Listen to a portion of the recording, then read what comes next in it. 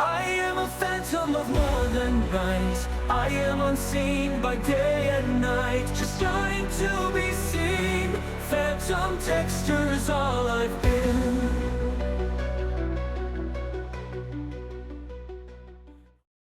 Hello.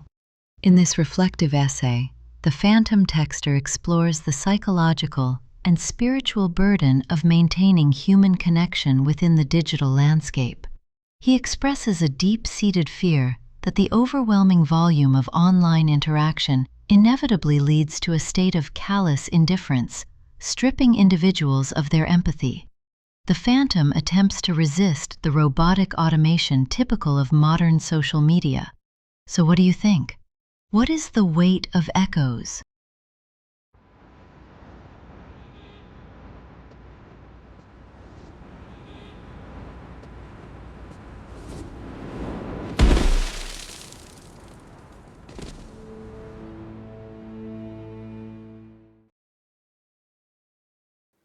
They said it would bring us all together.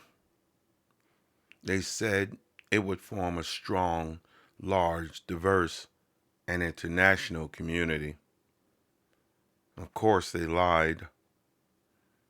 The stated goal of the demon is to destroy what God set in motion. Why would God allow this, you ask?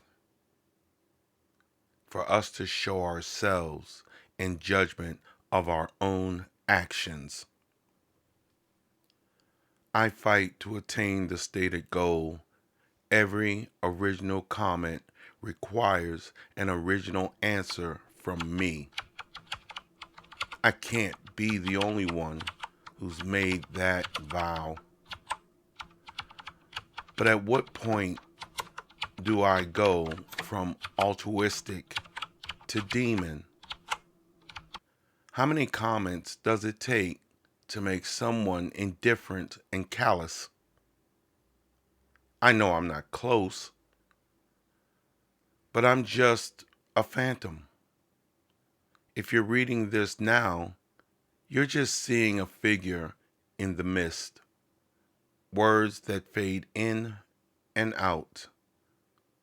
And if you comment, you're just throwing a message in a bottle.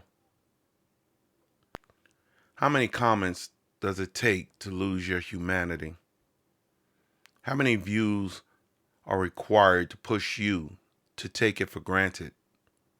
There must be a number. You can do the experiment pretty easy. Look for a video with a short of 1,000 views, short of 1,000 comments. How many of those comments are from the creator? How many of those comments are more than 2 words? Imagine the robotic, rhythmic, and uninspired energy it took to write them. And remember that the creator couldn't rise to that low bar to give a reply. You may not realize this, but putting a heart on a reply is also a way of removing it from the creator's reminders on YouTube. How many replies does it take to turn you callous? I vow to answer every non-cliched comment. But how many comments can I truly maintain and keep that promise? Everyone puffs up their chest until they get punched in it. Everyone thinks they're great and holy until the sin whispers in their ear. My prayers usually go into the realm of, please don't let me fail in what I hope to stand for. But how much attention can you hold up with your humanity? Look at Hollywood. If you think the vast majority of the people in the entertainment realm are still human, then you are sadly naive. Although I'm not sure how much weight I can hold, I'm pretty sure that the weight over them crushed them into a singularity long ago. And the ones who have escaped it, well, those are the true Hercules of their time. So, maybe I should say thank you to the throng of admirers I don't have. Maybe I should say God bless you to the people who read and walk away. Maybe I should thank my lucky stars that my vow will never be tested. Maybe I'm blessed to walk the earth, a phantom texter. The hours are flexible, and the work is my life. And my life is my inspiration. What is the true weight of echoes?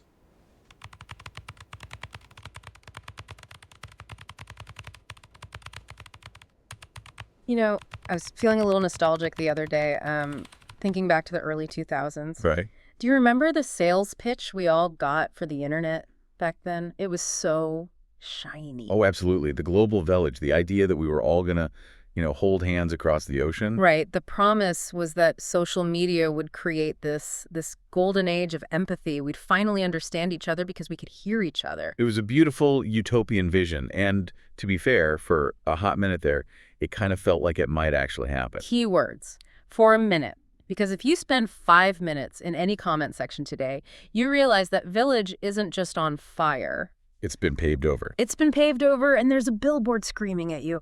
And that brings us to today's deep dive. We're looking at a piece that really, I think, captures that shift from utopia to, well, to whatever this is now. It's a piece titled The Weight of Echoes, written by an author named James Ray.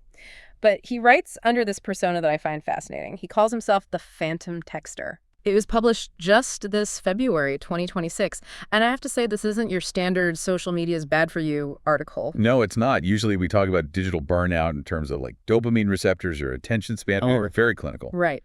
Ray goes somewhere else entirely. He frames the struggle for online connection as spiritual warfare. Which, I'll be honest, when I first read that, I kind of rolled my eyes a little. Yeah, I mean, he uses some heavy, heavy language. He talks about the demon. he does. He literally writes, the stated goal of the demon is to destroy what God set in motion. And I'm sitting there thinking, okay, are we talking about an actual demon in the server room? I think he's being dramatic, but with a purpose. If you look at what he considers what God set in motion, it's human connection. It's empathy. So the demon isn't a red guy with a pitchfork. No, it's the force that stops that connection. It's the system of indifference. It's the entropy that turns real dialogue into just noise. Ray is arguing the platform is actively trying to strip our humanity away by making us callous. And to fight this so-called demon, he takes a vow. And this is really the core of his phantom texter persona. Every original comment requires an original answer. On the surface, that sounds simple, right? Just be polite. Someone talks to you, you talk back. But if you play that out, if you have 10 followers, that's easy. Sure. But Ray is getting at this tension. He wants to be a real person in a space that's designed for automation. He describes himself as a figure in the mist. I love that imagery. He says, if you're reading this now, you're just seeing a figure in the mist, words that fade in and out. He compares his comments to messages in a bottle. It's a very lonely metaphor, isn't it? It is. It feels like he's standing on this foggy beach, throwing bottles into the ocean and hoping someone reads them, but knowing that even if they do, the connection is, well, it's ghostly. And that highlights the paradox of it all. We are more connected than ever, yet he feels like a phantom. And his vow to answer every comment with an original answer is his attempt to become solid again, to prove he's really there. But here's the rub, and this is where the piece gets really practical and less theological. He sets up this experiment to prove how hard it is to stay solid.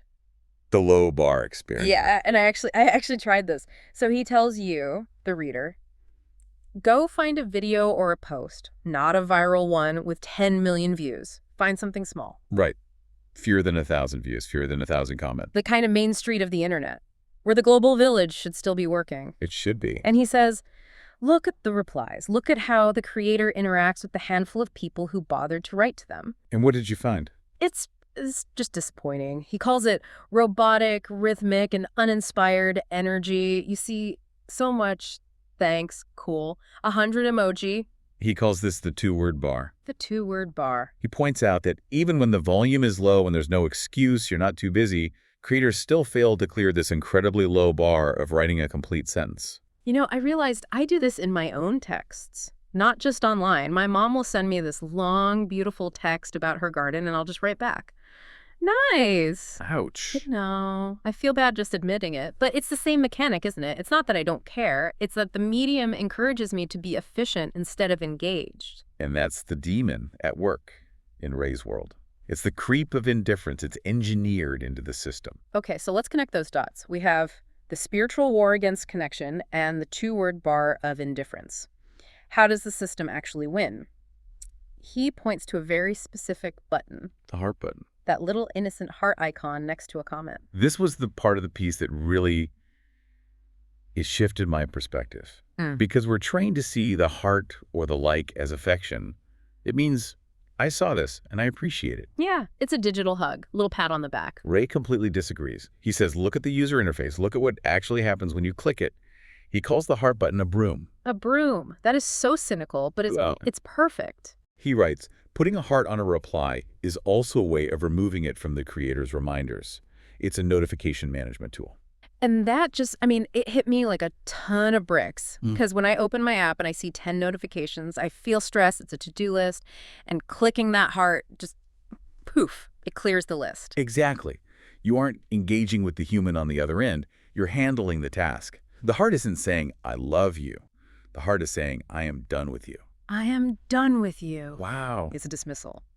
That is so bleak, but it explains that robotic energy we were talking about. If your goal is just to clear the notifications, a heart is the most efficient move. A two-word reply is second best, a real answer. That's inefficient. It keeps the conversation going. And that inefficiency is where the humanity lives. Ray is arguing that the demon wins by making us value the clean inbox over the messy conversation. So we're all walking around, hearting things, thinking we're building community, but we're just sweeping people into a dustbin so we can get to the next post. Precisely. And this leads to his biggest fear. He asks, how many comments does it take to turn a person callous? I mean, if we're already using the broom on our friends or when we only have 50 followers, what happens when we get famous? The singularity. Yeah. He pivots here to talking about Hollywood, big influencers, and he uses this physics metaphor that I thought was just brilliant. He says we look at famous people and we judge them for changing. Right. Oh, they used to be so cool, but now they're fake. We assume it's a character flaw, arrogance. But Ray says, no, it's not a character flaw, it's gravity. Right. In astrophysics, a singularity, like a black hole, is formed when a massive amount of matter gets crushed into an infinitely small point. The gravity is so immense that not even light can escape. And Ray just substitutes the word matter for attention. Attention has weight. That's the weight of echoes. Imagine 1 million people all looking at you, all the time. That is a crushing amount of psychological gravity. He argues that most of these huge celebrities aren't human anymore, not because they're evil, but because they've been crushed into a singularity. He says, I'm pretty sure that the weight over them crushed them into a singularity long ago. They can't emit light anymore. They can't output genuine connection because the pressure is just too immense. They collapse inward. It completely reframes how you view celebrity. We expect them to be relatable, but Ray is saying that might be physically impossible. You can't be a normal, empathetic person when you're the center of a black hole of attention. But he does mention there are exceptions. The Hercules of their time. The demigods. Yeah. The rare few who can hold up the sky. But the key takeaway here isn't, wow, look at Hercules. It's, you are not Hercules. Oh, that line. Everyone puffs up their chest until they get punched in it. That one stuck with me too. We all have this vanity. We think, if I went viral, I'd be different. I'd reply to all my fans. I would never use the heart button as a broom. I have absolutely thought that. I'd be the nice, famous person. And Ray just calls that a lie we tell ourselves. He says everyone thinks they're holy until sin whispers in their ear. And the sin here is just survival. You would use the broom, you become robotic, You would have to. Which brings us to the twist at the end, and this is the part I really want to chew on because it completely flips the script on what we think of as success online. The blessing of obscurity. Right. Usually in the creator world or just in life, success means numbers. More views, more followers, more people wanting your time. If you don't have that, you're failing. You're shouting into the void. But Ray looks at his own situation. He's the phantom. He admits he doesn't have a throng of admirers. And instead of being sad about it, he realizes it's the only thing that's saving his soul. He actually writes, maybe I should say thank you to the throng of admirers I don't have. I mean, think about the logic there. It's so profound. His vow to treat every person like a human is only possible because he's small. He admits his virtue hasn't really been tested. That is such a refreshing admission of frailty. He's not saying, I'm a good person because I'm strong. He's saying, I'm a good person because I haven't been tempted enough to be bad yet. Exactly. Maybe I should thank my lucky stars that my vow will never be tested.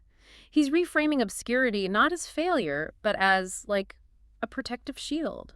The mist protects him. Because he is ignored by the masses, he is free to be real with the few. It's that old saying, right? Be careful what you wish for.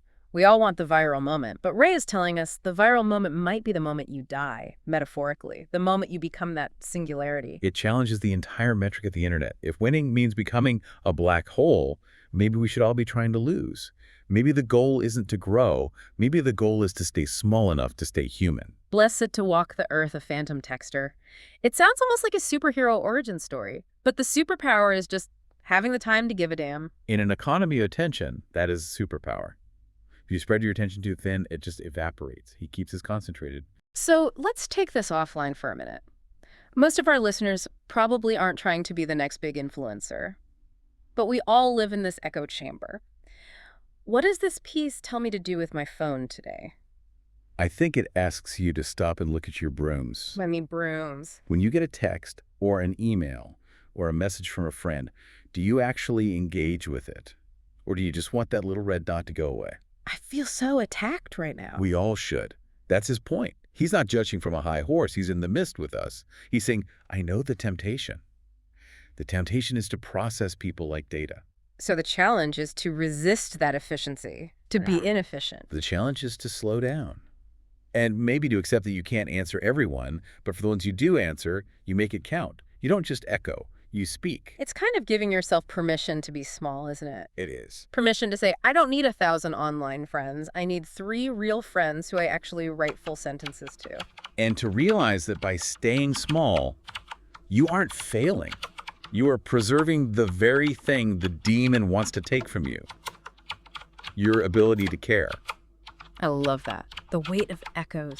It's heavy, but it's also strangely liberating. Makes me want to go delete some apps and just write an actual letter. Or at the very least, the next time you go to hit that heart button, just pause for a microsecond and ask yourself, am I loving this? Or am I sweeping it? Am I loving this or am I sweeping it? That's going to stick with me. Good. As we wrap up this deep dive into the mind of James Ray, the phantom texter, I think we should leave you with his final question. It's the last line of the source, and it just sort of hangs there in the mist. What is the true weight of echoes? It's a question about the cost of attention. Is all the validation we're chasing online actually just a burden in disguise? And are we strong enough to carry it? Or maybe, just maybe, should we be grateful we don't have to? Something to think about the next time you're checking your notifications. Thanks for diving in with us. We'll catch you in the next one.